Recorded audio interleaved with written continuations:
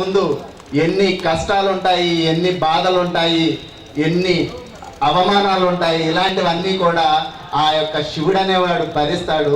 ఇలాంటి ప్రళయాలని కూడా ఏ విధంగా ఆపగలడు అనేది ఒక్క ఆ ధ్యాన శక్తికే ఇటువంటి జరుగుతూ ఉంటుంది. ఆ ధ్యాన శక్తి గట్టిగా చప్పట్లు. అలాగే అంతటి ధ్యానాన్ని కూడా ఏ విధంగా తీసుకున్నాడంటే ఆ శివుడు కూడా ఆఖరికి ఆ విశ్వశక్తిని తీసుకున్నాడు. ఆఖరికి ఆ ఆకాశగంగ నుంచి వచ్చే ఆ యొక్క కాస్మిక్ ఎనర్జీ మళ్ళీ ఆ శివుడిని మంచి ఎనర్జెటిక్ గా మార్చగలిగిందనమాట.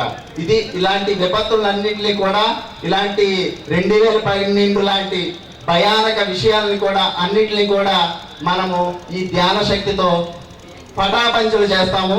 Thank you. అలాగే ఈ పైమ మాస్టర్స్ అందరూ కూడా అతి స్వల్ప కాలంలో ఈ యొక్క కాన్సెప్ట్ ని చాలా చక్కగా ప్రదర్శించారు.